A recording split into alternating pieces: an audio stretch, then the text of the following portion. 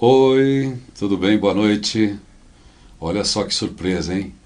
A gente nunca entra fazendo live aqui no Positivo, sempre entro através do meu perfil.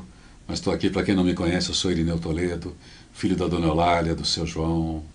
E estou aqui com essa pessoa linda, que é a Rebeca Toyama, que é daqui do Positivo-se também, do Positivo-se Talk. A gente resolveu fazer uma conversa hoje sobre assuntos que têm atraído a nossa atenção, até porque não tem outro jeito, né?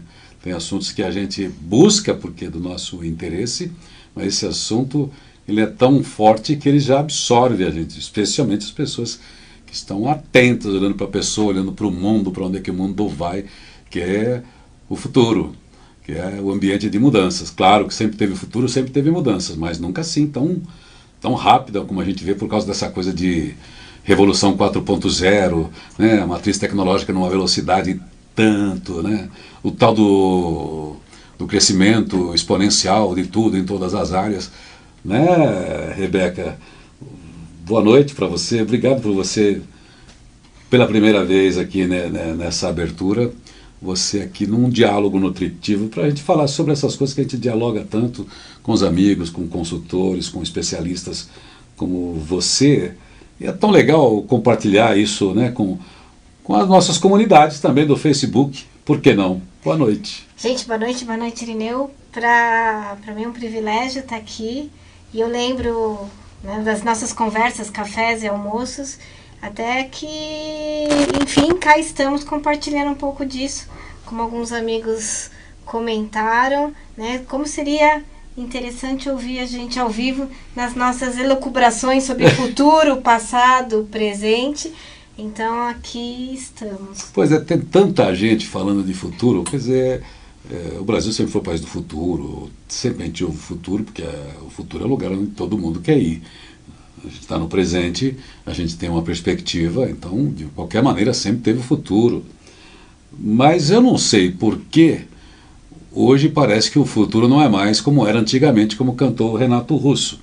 Ele cantou dentro de um outro contexto, mas a gente hoje vendo essa movimentação muito grande na política, nas empresas, na sociedade, no mundo, parece ter uma acomodação muito acelerada. E a gente sente isso, a gente começa a prestar atenção nisso, especialmente por causa da produtividade, né? A vida da gente é trabalho e a gente fica muito prestando atenção nisso. E o trabalho, a produtividade, sempre é interessado na inovação, então sempre absorve tecnologia.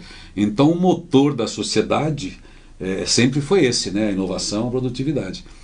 E o ser humano sempre estava ali, numa linha próxima, né? Mas de repente a produtividade se tornou uma escala tão grande e o ser humano continua ali, o ser humano não é máquina. Uhum. Como é que você está lidando com isso, você que é especialista em desenvolvimento humano, porque as pessoas vão fazer uma mentoria com você, elas vêm com essa inquietação, elas estão numa carreira, ou estão numa transição, ou querem fazer outra coisa na vida, ou estão infelizes, não detectam exatamente o que é. O futuro está atrapalhando essas pessoas? Talvez gerando ansiedade, mas acho que a gente pode colocar aqui dois desafios. Primeiro é a falta de estrutura histórica, não vamos falar do Brasil, mas de alguns contextos. Então é a quarta revolução, a gente já passou e sobreviveu por outras.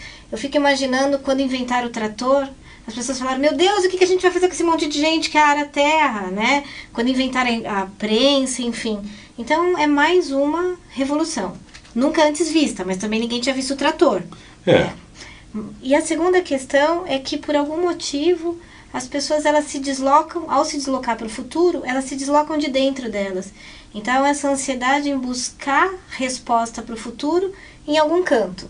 Algum canto, livraria, gurus, autoajuda, esse deslocamento. Eu costumo dizer para as pessoas que me procuram, a única forma da gente conseguir vencer ou ser melhor que os robôs é a gente buscar a nossa melhor versão. Se a gente ficar nessa busca por receitas prontas, a gente vai bater de frente e quem vai com os robôs, com os BIs, enfim, não vai ser uma boa briga se a gente quiser fazer essa volta por fora, tentar ser quem eu não sou para combater um robozinho. Pois é, a Marta Gabriel, que esteve conosco num dos eventos Futurabilidade, ela tem uma frase muito simples, muito direta, que se você não quer perder para o robô, não seja um robô. Então, porque é uma briga que não vale a pena. Mas a gente está falando aqui, tem muitas pessoas que podem depois assistir esse vídeo, a gente está falando de quarta revolução. O que é isso?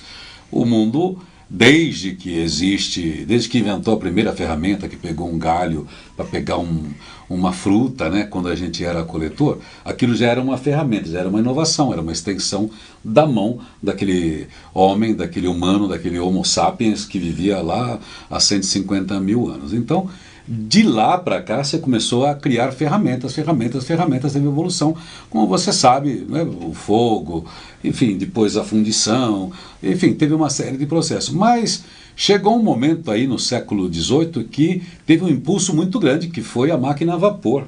Aquilo impulsionou o transporte, a ligação, a comunicação do mundo. Então, aquilo a indústria já deu uma big de uma acelerada, porque também o mundo estava começando a viver em grandes conglomerados urbanos. E aquilo facilitou ainda mais, porque começou a ter trem a vapor, então aquilo acelerou muito. Dali a pouco entra a eletricidade. Da eletricidade acelera ainda mais, faz a indústria acelerar. E aí começa todo o mundo toda a indústria, né, de todos os setores, né, da tecelagem, a fundição, tudo, né, tem um crescimento absurdo. Daí os homens saem do campo e começam a trabalhar. Então é uma baita numa revolução que impacta a sociedade. E vai embora. Isso fica até o começo, metade do século XX. Daí entra o quê?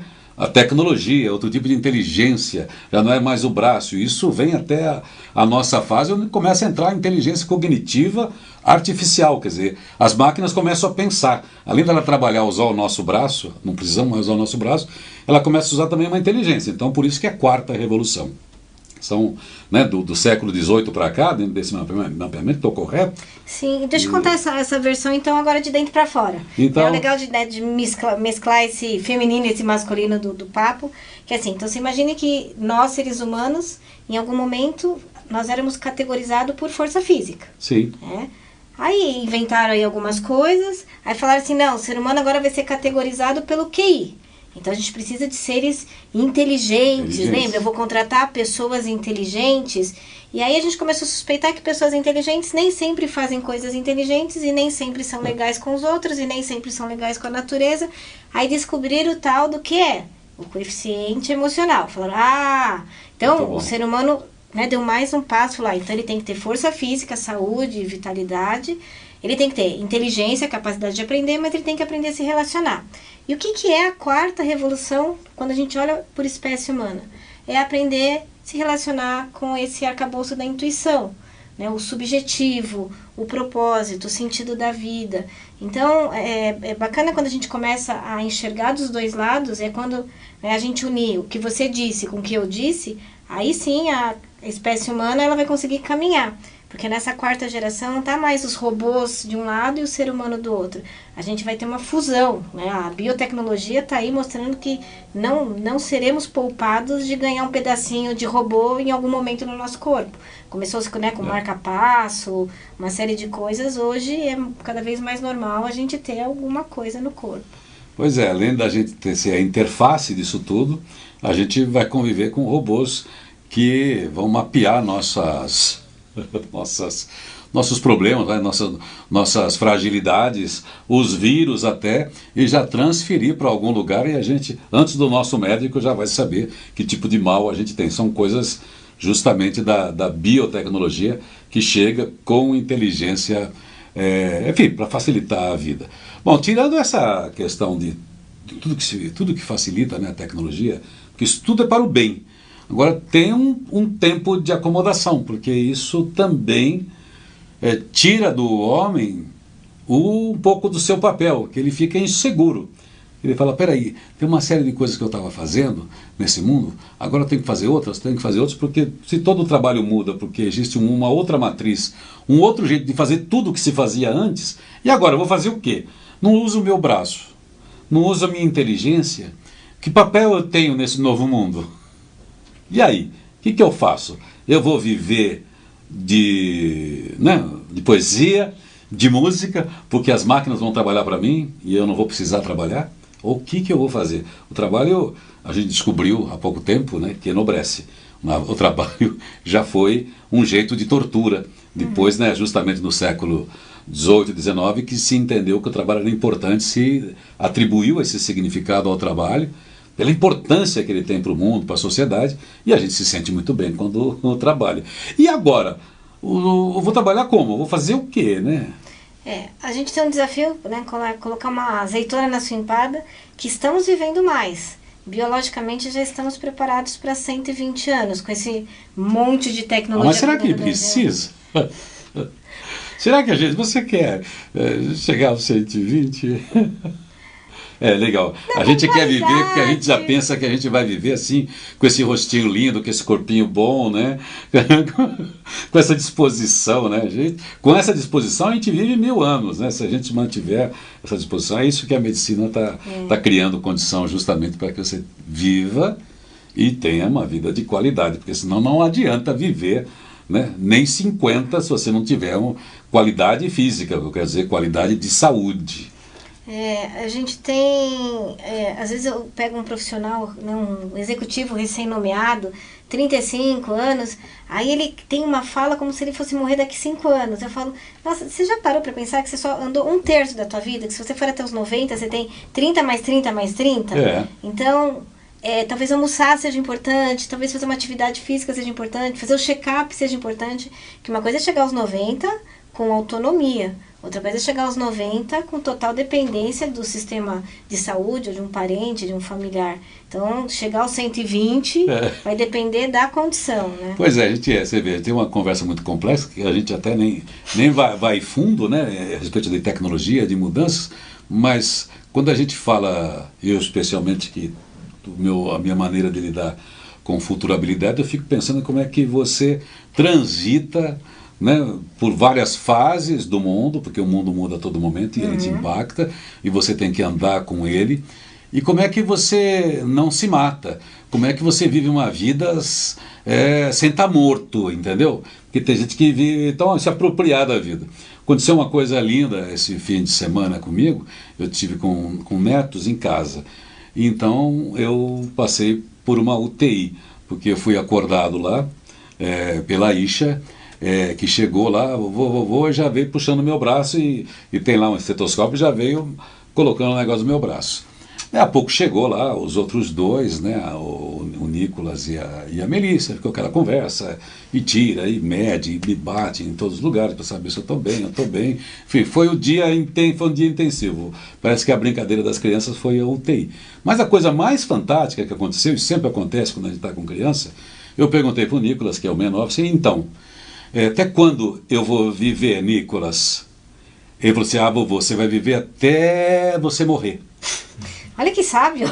E aí não podia ser mais profundo, mais concreto, mais direto, porque a gente, independentemente das doenças que a gente, às vezes, acometido de uma doença, das dificuldades que a gente tem, uma vez que você está viva, uma vez que você está vivo, você tem que saber que está vivo. Você pode estar em tratamento para uma doença grave, você pode estar em dificuldades, mas enquanto você está vivo, existe alguma possibilidade de extrair alguma coisa dessa experiência de estar vivo. Então, futurabilidade, dentro do meu modelo inspiracional, é isso. Esteja vivo enquanto você vive, explorando as possibilidades. Às vezes você está com uma limitação severa, também você não pode se autopunir por causa disso. Mas enquanto você pode fazer alguma coisa, faça. Existe sempre algum prazer que você pode tirar de estar vivo. Se apropriar disso. Se você pode mais, às vezes mesmo você está na boa, né? Você está tranquilo, você tem condição financeira e tal, mas você não faz nada, quer dizer, a vida fica pobre. Então, quer dizer, se aproprie do tempo para fazer as coisas que você nunca fez, para fazer coisas diferentes, para ajudar também se você não tem necessidade de um renda. Então, viver é estar vivo é estar fazendo algo. Por isso que o conceito morte ele é relativo, né? Tem gente com 100 anos e está muito vivo. Tem gente com 40 que parece que está fazendo hora extra aqui na vida, né? Parece que se perdeu do seu caminho, está desencontrado.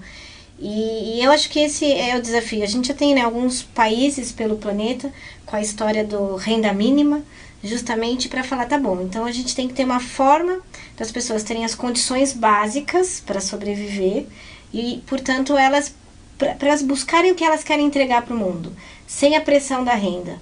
Né?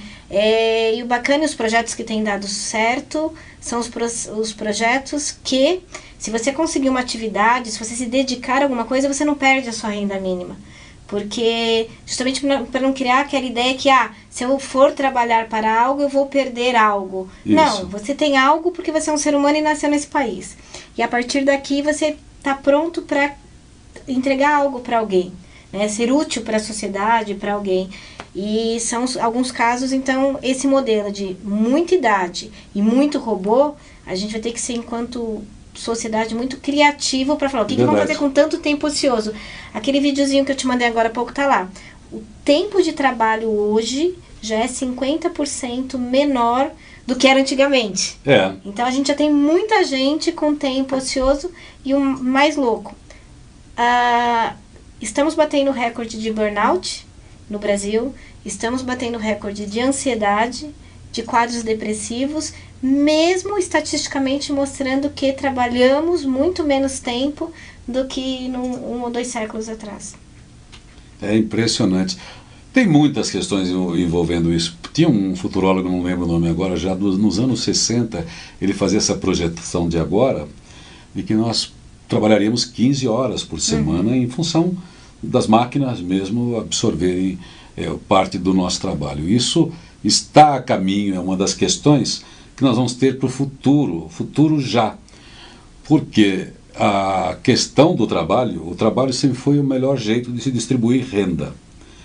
Então, uma vez que não há trabalho, como é distribuir renda? Quando você falou do renda mínima, essa sacada também teve nos Estados Unidos, desses grandes bilionários, do Jeff Bezos, teve esses caras que estão mudando o mundo, eles é que estão tendo essa ideia para promover a microeconomia e, ao mesmo tempo, para tirar o peso do Estado, que uma vez que o Estado oferece condições para que eles desenvolvam algo, para que eles tenham uma vida, no mínimo, digna, então está dando essa condição para eles e tirando deles também benefícios que pesam para o Estado. Mas isso é curioso, porque o Bill Gates também, num congresso há uns 4 meses na França, disse seriamente em relação a isso, porque uma vez que a tecnologia tira essa força de trabalho, ela precisa dar uma contrapartida para a sociedade, porque a gente só vive em sociedade por causa do trabalho social, desde que a gente se juntou ali perto do Rio Nilo e falou, é aqui que a gente planta, as mães não precisam ficar grávidas mudando de lugar toda hora,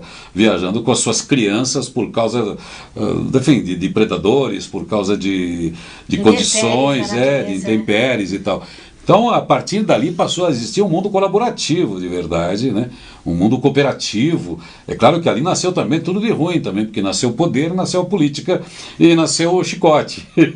Então, mas o lado ruim da política, o lado ruim. Mas ali nasceu o chicote, porque você pega uma pessoa que não está acostumada a trabalhar, é caçador, é coletor, ele vive, enfim, não tem planejamento.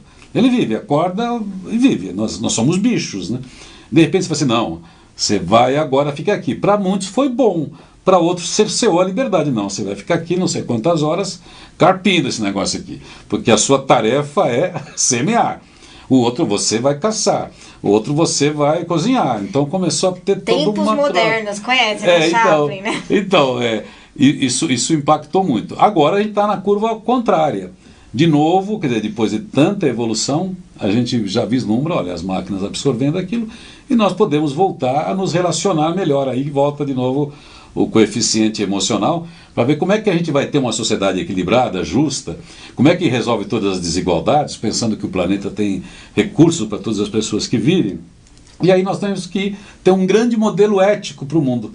E aí entram as instituições que precisam se renovar, as instituições justamente políticas, sindicais, de governos, que também sofremos muito, né, sociedades do mundo, Brasil, outros países, com dilemas de corrupção, dilemas de privilégios. Então, isso tudo tem que cair por terra para justamente a gente alcançar novamente esse estado da arte da sociedade, que aí é meu sonho, né, que a tecnologia promove. Uma vez que as preocupações em relação à produtividade podem ser transferidas para as máquinas, nós possamos criar esse modelo de sociedade, não uma sociedade assim, né, maravilhosa, que a gente vai ter função, vai ter trabalho, nós temos que programar as máquinas, né? Nós precisamos desenvolver uma linguagem com as máquinas. Fazer manutenção das máquinas, nós precisamos gerenciar esse mundo, é o ser humano que fez essas coisas são feitas também para o ser humano. Mas mesmo assim sobra um outro tempo. E como é que vai ser esse mundo ético?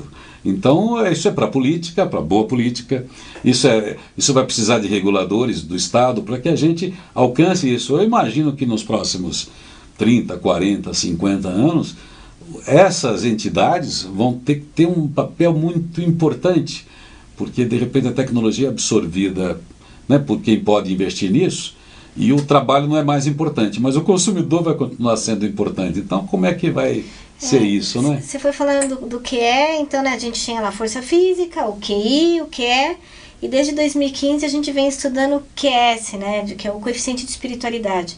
Não tem nada a ver exatamente com religião, mas é a relação do ser humano com essa parte nobre, o subjetivo, né, os valores, as virtudes. E então é para cá que deveríamos olhar se a gente quiser construir uma sociedade mais equalitária, mais humana. Na verdade é na função, né, no QS, que o ser humano é humano, né? Porque você pega QE, os bichinhos têm um pouquinho, QI eles de uma forma também aprendem, e aí não preciso falar dos bichinhos, vou falar dos robôs, que aí o QI ele é o campo dos robôs, né, essa parte mais lógica, mas é no QS que a gente vai conseguir trazer essas respostas. Porque a gente está mandando gente para a Lua, a gente está mandando, né, drone transportar pessoas sem motorista, mas as dores da humanidade, a solidão, né, a depressão, o não se sentir amado, não vou nem falar de fome, de outras coisas, a gente ainda tem desafios muito parecidos com o período feudal. Sim. Então, assim, a gente está, né, uma perna, né, da espécie humana falando em QS, né, em transcender essa condição de ser humano de verdade, mas ao mesmo tempo a gente ainda tem demandas muito materiais, né? Se a gente olhar para alguns países que ainda não conseguem prover alimentação, saúde, você falou da esfera política, então, assim, o que eu acredito, né, você falou um pouco, né, o que eu acredito, assim, a gente tem um desafio muito grande de formar seres humanos melhores, para aí sim assumir esses ambientes de política, esses ambientes de liderança. As instituições melhores, né? Porque são governadas por pessoas. Sim. Então, isso tá ruim porque tem pessoas. Pessoas que, por acaso, são da nossa espécie. Não estamos muito diferentes delas. Em última instância, votamos nelas, né? Ou trabalhamos para elas, né? Quando é um presidente, um CEO. Então, o desafio de formar pessoas melhores para gerir instituições de forma melhor, para a gente começar a resolver desafios lá de trás. Para daí, sim, né, a gente realmente poder usufruir do que a tecnologia está trazendo. A produtividade cria coisas, né? Ser humano não é coisa. Não. Ao contrário, a gente teve um período de evolução muito longo e lento para nos tornarmos isso que somos, né? Varia aí de acordo com o estudo. Há 150 mil anos a gente era sapiens, isso era demais, isso já nos deu uma big de uma vantagem.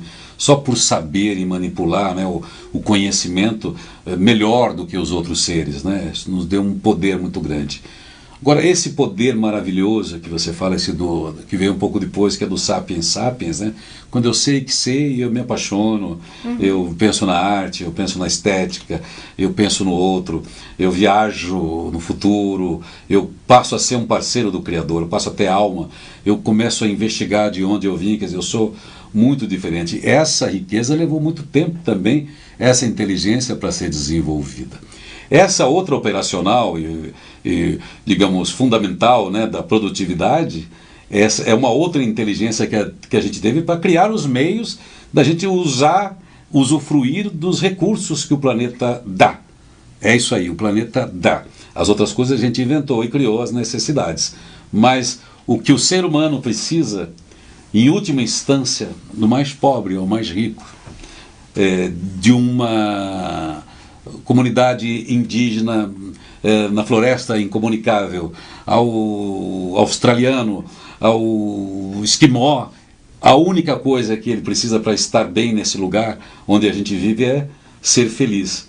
Então não importa o tanto de bugiganga, vamos chamar assim, chamar a tecnologia de bugiganga hoje é pegar o pessoal, mas enfim, o tanto de coisas que vão inventar, porque a gente fala que o conhecimento se multiplica, não, tem muita informação e muito lixo também que está sendo produzido, então a gente não pode confundir esse volume de big data que tem como informação, como conhecimento, porque tem redundância em cima de redundância e bobagem em cima de bobagem, mas o grande conhecimento é esse que a gente porta daquilo que a gente é capaz de absorver para ser melhores, que é o que você falou.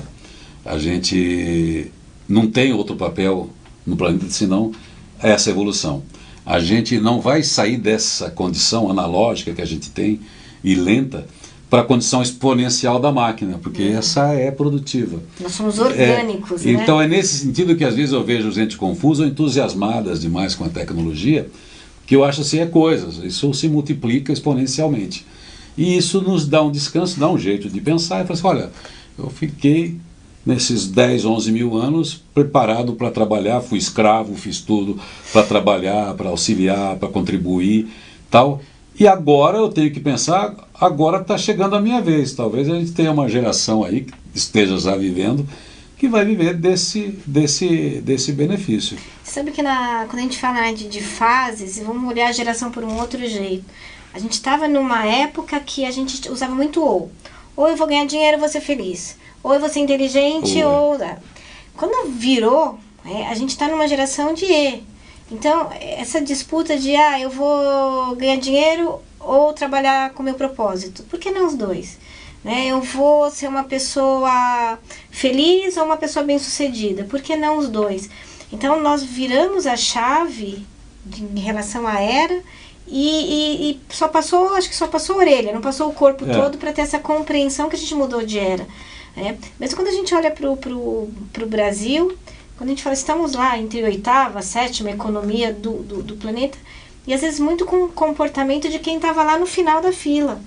Então, essa mente, o Brasil é um país extremamente abundante em alimentação, em amor, carinho, criatividade, só que muitas vezes a gente não se dá conta e ainda fica fazendo conta de chegada, assim, ou isso ou aquilo. E por que não os dois? Por que uma mulher não pode ser uma boa profissional e uma mãe?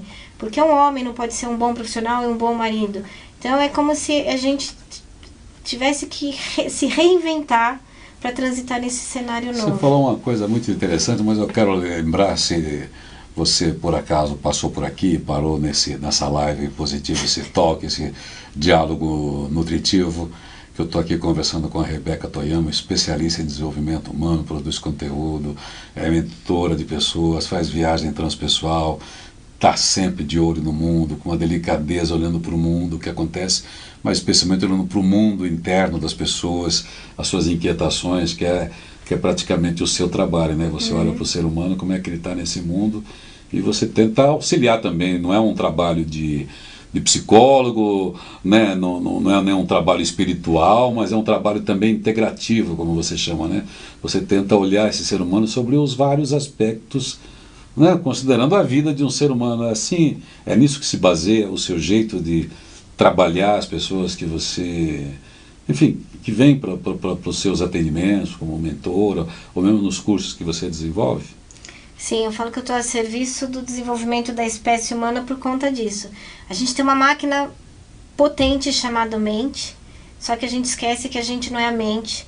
E por muitas vezes a mente começa a tomar conta e a gente esquece que a gente é gente antes da mente, né? Mas ao mesmo tempo a gente também tem esse conteúdo todo emocional que também faz parte, mas que muitas vezes por falta de autoconhecimento essas emoções também nos levam a não tomar boas decisões. Aí para piorar toda essa situação a gente tem a briga mente e emoção, ou mente e coração, e enquanto ser humano a gente fica preso nessa guerra interna, né? E se fosse só essas duas brigando, ok, mas também a gente tem toda essa relação do concreto subjetivo, das coisas práticas e dessas coisas que me convidam para ser, né, mais intuitivo, mais realizado. É como se a gente tivesse 4 peças do quebra-cabeça brigando dentro da gente. Então meu trabalho está muito relacionado a, peraí, esses 4 não deveriam estar brigando dentro da gente, eles deveriam estar trabalhando a nosso favor. Eles deveriam ser integrados para que a gente pudesse manifestar a nossa versão melhor. Então, eu sou, sim, se fosse... Tem gente que programa computador, né? Eu programo gente. Programo gente para ela encontrar o melhor roteiro dela. E é por isso que assuntos de futurabilidade me chamam tanta atenção. Porque eu acho que, de modo geral, as pessoas têm perdido mais tempo em entender tecnologia do que se entender. E precisaria ter um equilíbrio. Eu preciso, sim, entender meu smartphone, eu preciso entender esse monte de coisa que está acontecendo, mas e como é que eu olho para dentro? E às vezes é assustador. Aqui dentro é o território. Se você acha que o teu smartphone é complexo para apertar aquele monte de botão, experimenta olhar para dentro. Né? Experimenta entender o quanto que a mente nos sequestra, às vezes, para coisas que não são tão reais. Como é que as emoções, às vezes, me sequestram para fazer coisas que não me levam para onde eu quero. Então, eu brinco assim, eu sou uma hacker de ser humano. Né? Já estamos falando de futurabilidade. Assim, como é que a gente pode decodificar tudo isso que está dentro da gente de uma forma positiva? Às vezes eu fico imaginando que, bom, todo mundo sabe que ser humano, né, o cérebro não tem manual, até porque se ele está sob nosso controle, nós somos às vezes mais irresponsáveis que o nosso cérebro, no sentido de proteger a nossa própria vida. Então, a gente tem um mecanismo muito inteligente, nós temos algoritmos muito, muito sofisticados que nos protegem de nós mesmos. Como é um exemplo disso, se você está fazendo um mergulho de caça, você força a apneia de uma maneira irresponsável, em algum momento, depois de esgotar o seu ar, vai haver tem uma válvula aqui que desliga, porque fala assim, olha, você desmaia, não é que você desmaia, você está vivo, você para de respirar, e só que você perde a consciência, porque ele quer dar um tempo para você não respirar água. É um boot, né? Então ele vai usar a última reserva de ar que você tem para que seu cérebro não perca o controle. Se você estiver do lado de alguém, essa pessoa te socorre a hora que você se desesperar. Então, um dos mecanismos. Se você, em muitos casos, exceto em caso de uma depressão muito forte, tentar com a sua própria vida é o mecanismo que te diz não, né, para te salvar. Né? Ele, sem que você tenha que pensar, ele já decide por você, por causa do ambiente, sabe ler o ambiente. Então não é consciente, mas ele está ali cuidando de tudo. Você está dormindo, seu organismo está funcionando, né? Você almoça, ele sabe tudo o que fazer com aquele alimento, que vitamina, que mineral que vai para cada lugar, e você não está dizendo tanto por cento, olha, eu comi aqui, tanto por cento vai para tal. Você não precisa se preocupar com nada, é uma máquina super inteligente. A única coisa que sobra para você é aquela que justamente faz você se embaraçar, que é a tal da escolha. Ela é o dilema. Deus criou a gente tão perfeito dentro da ideia do divino, mas ele deu essa facilidade, esse tal do livre-arbítrio, e isso é uma maravilha e é um perigo. Que não é tão livre, porque Freud já dizia isso, mas a neurociência vem com muita pesquisa mostrando, a gente tem acesso a praticamente 10, 15% desse labirinto da nossa mente. Então é um livre-arbítrio limitado a 10%. É porque esses outros 90% a gente não tem o menor acesso. Então eu falo, haja meditação, haja autoconhecimento, haja uma série de coisas para você passar de 10% para 20%.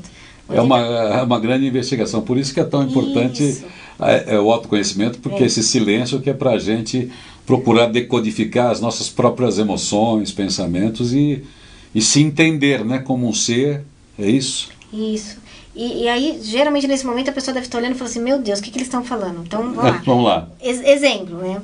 Como é que eu sei quem está no comando ou não aqui da história? Nossa mente, né? Nossa mente, quando ela toma controle de tudo, né? A gente fica uma pessoa extremamente racional. A nossa tendência a ser perfeccionista e querer ter razão em tudo e querer estar certo em tudo é enlouquecedor. Mas do outro lado, se eu largo mão da minha capacidade de pensar, de ser racional, eu fico uma pessoa desatualizada. Num ambiente altamente competitivo, imagine o que acontece com alguém que abrir mão do recurso do pensar. Então, o ideal, para saber, eu sou uma pessoa saudável mentalmente, são as pessoas sábias. Pessoas que conseguem transformar conhecimento, não é o sabe tudo, que não faz nada, e também não é o Zé Mané, que não sabe nada, mas alguém que consegue transformar conhecimento em algo entregável para ela, para outro. Né? Então, falamos também bastante de emoção. Sim. Né? Então, vamos lá. Se você for uma pessoa com boas relações nutritivas com o outro, com você mesmo, uma vida prazerosa, você passou de ano nessa disciplina, no tal do que é.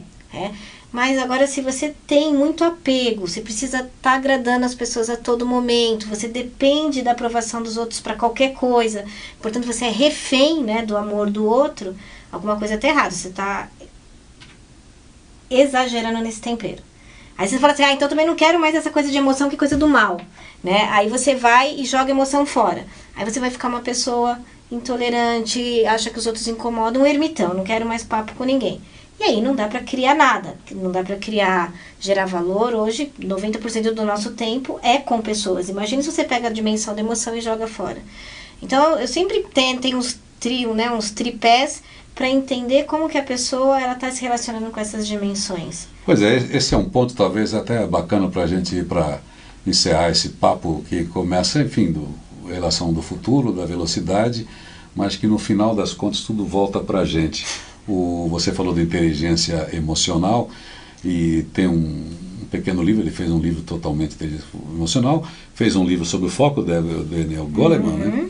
E o educador Peter Senge também, que é muito ligado à psicologia positiva, né? Um educador de renome internacional, eles fizeram um livro juntos e eles falam justamente desse tripé, né? Eles falam do triplo foco, né? Quer dizer, esse foco em você ter um entendimento consigo mesmo, o outro foco no outro, que é o respeito, vamos dizer assim, de eu entender, compreender, saber que é com o outro que eu estou, esse próximo, né? Que é dessa conexão direta para trabalhar, para a criatividade, para viver e ser feliz. E ainda um terceiro foco, que é esse um todo. Então, quer dizer, a gente está dentro de um grande sistema, temos outros microsistemas, e a gente precisa interagir com todos eles. Então, em primeiro lugar, que a gente volta para ir para o futuro é para nós mesmos, porque primeiro vai partir, nós vamos ter que fazer algumas escolhas. Temos que estar harmonizados com essas três coisas, quem eu sou, qual que é o meu lugar no mundo, como é que eu interajo, como é que eu evito os conflitos, como é que eu entendo, como é que eu ajudo a organizar esse mundo para que ele seja cada vez melhor, já que a gente vive né, com muitas pessoas, são muitos egos, muitas personalidades, muitos interesses, então isso gera conflitos. E como é que a sociedade se organiza? Por isso que existem até as instituições que a gente está falando, políticas que vêm se aprimorando. Então, se as instituições que lidam com o coletivo vão se aprimorando, elas só vão ser melhores a partir do momento que nós também somos melhores, como você disse no início. Então, a gente tem que ter um esforço constante conosco para saber o nosso papel, ou os nossos papéis, que são vários, e como é que a gente faz ele coerente e ético, para aí a gente se conectar com o outro dentro também de um modelo ético e de respeito mútuo, para depois ter essa harmonia, que não podemos abandonar essa utopia, né, de um mundo harmônico, um mundo com menos conflito, um mundo que seja mais habitável, um mundo que seja mais pacífico. O dia que a gente abandonar a cultura de paz, a cultura do diálogo, eu acho que a gente não precisa estar aqui.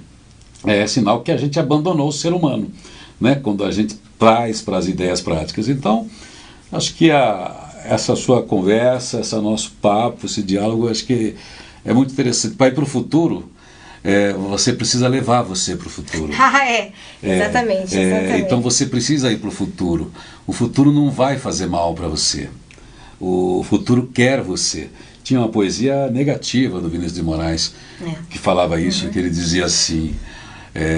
aquela coisa de poeta também bebe, depois faz aquelas coisas lindas quando a gente está na fossa também. Ele dizia assim: o futuro não quer ninguém bem, né? Isso é para o cara que está na fossa, né? Mas na verdade o futuro quer você, o futuro precisa de você, mas para isso você tem que fazer o futuro e você tem que ir para o futuro. Como vai ser o futuro com essas coisas que todo mundo está inventando? Eu não faço a mínima ideia. Vai ser bom? Você vai querer usar um carro elétrico? Você vai decidir se você vai usar. Você vai querer usar um drone? Não sei. Mas enfim, vai estar lá para você usar. Mas você use ou não use qualquer uma dessas bugigangas, né, que muitas delas nem vão ter aplicabilidade, porque não vão ter justamente essa aderência, porque você vai, eu não quero fazer isso. Né? Você pode fazer uma bela refeição sem colocar a mão na massa, mas você não, eu quero colocar a mão na massa, eu quero a experiência da massa, eu quero a minha energia na massa. Então é isso, você que vai escolher como é que você vai, e você não vai jamais deixar de ser humano, Se deixou de ser humano para ser robô, se você privilegiar sempre o seu pensamento lógico, não existe futuro para você mesmo. Já se você resolve ir para o mundo, ir para o futuro como ser humano, tem lugar para você e o mundo precisa de você, não é mesmo? Exatamente. Mas eu gostei dessa fala que eu uso bastante. Não sei como vai ser, mas vai ser bom se você se levar. Né? Se você ficar deixando seus pedaços, seus sonhos, suas intenções, suas melhores versões, né? Experimenta chegar numa festa todo desmontado. Né? Como é que você vai ser recebido? O futuro vai ser muito parecido. Se você chegar bem, né, nesse grande evento chamado futuro, você vai ser bem recebido. Se você chegar todo desmazelado, todo descuidado, né, talvez você não seja bem recebido. Então a questão não está no futuro, está na pessoa, como é que ela vai chegar lá. Então, eu volto para o filósofo jovem Nicolas Bimbo, ou de Toledo Bimbo, que diz assim, olha, você vai viver até você morrer. Quanto tempo de futuro você tem, eu não sei, mas o tempo que você tem para viver, se aproprie dele. Para amar, para beijar na boca, para trabalhar, para ajudar o outro, para melhorar o mundo. Porque é só assim que você volta para o travesseiro de noite e fala, oh, que dia cansativo, mas que bom, quanta coisa interessante eu fiz, quanto que eu aprendi, não é isso? Quando a gente fez um monte de coisa legal no dia, está cansado, mas que bom, acordei cedo, dormi tarde, mas que bom, não é demais isso? Não, nosso termômetro interno funciona muito bem, é só escutar, esse termômetro é só não desligar ele funciona bem, né? O travesseiro, a consciência. Bom, vamos falar aqui, a Rebeca Toyama está aqui no Positivice, direto na Rádio Transamérica, mas de qualquer maneira é bom reforçar aqui, porque como você faz essa viagem transpessoal, que é muito legal, que é uma viagem também de descoberta, válida para pessoas de todas as idades, que é muito legal, de experiências muito variadas, justamente para lidar com o ser humano e suas escolhas, né? E também os seus resultados e como é que se harmoniza com isso. Também as suas mentorias, fala um pouco disso, como é que o pessoal te acha, quem de repente passar por aqui e achar que esse papo é legal, queira aprofundar um pouquinho com você. A próxima jornada transpessoal vai ser no Mato Grosso, na Serra do Roncador. A última foi no Vale Europeu, aqui em Santa Catarina. Mas qualquer coisa que você digitar aí, Rebeca Toyama, você vai me encontrar, porque a gente está no YouTube junto, né? Facebook, Instagram, né? O café daqui é gostoso, quentinho, querendo sentar, conversar, bater um papo. Você está mais do que convidado. Então, como o nome não é muito normal, não é difícil me achar. Ela tem, então, essa transpessoal na Serra do Roncador, e eu sou o rocador da Serra do Japi. Quando eu chego... Quando chega, né? Quando eu chego tarde, morrendo de sono, eu sou o rocador da Serra. Mas a Serra do Roncador, Mato Grosso, olha só, você tem uma experiência na natureza e uma conversa boa, muito legal. Rebeca, que bom ter você aqui, tomara que a gente tenha tempo de abrir a câmera ali para outros papos, e que alguém, né, tenha absorvido alguma coisa, né, um papo desse aqui, que a pessoa tenha, né, ficado inspirada por algo que você tenha dito, já é uma recompensa para a gente, que você aproveite muito bem, porque a vida é feita de diálogos, é nos diálogos que a gente aprende sobre a experiência do outro, o conhecimento do outro, e é tão bom isso, né, é tão barato isso, quando a gente para para uma conversa e ganha o dia, né, ganha a noite. Eu ganhei minha noite aqui, meu papo estando com você, falando de tantas coisas, com essa facilidade que você tem de contar desse mundo interno, desses dilemas que nós lidamos todos os dias, né? Pobre, rico, empresário, comunicador, todos nós lidamos com isso. É muito interessante as pessoas que param para ouvir, para se treinar, né? Muito bom, o privilégio foi meu e realmente espero que nosso papo, de certa forma, toque, né, as pessoas, seja útil para quem está aqui com a gente. E que sim, que o universo nos mande outras oportunidades. E tem que dizer obrigado aqui, ele que deu essa baita força para facilitar essa legal estúdio aqui, filmar, acompanhar, orientar a gente, que é o Ulisses Galucci do Onion Studio, que é o cara que segura tudo aqui. Alguém tem que fazer a coisa acontecer, Alguém né, tem que Ulisses? fazer a coisa acontecer. Obrigado, Ulisses.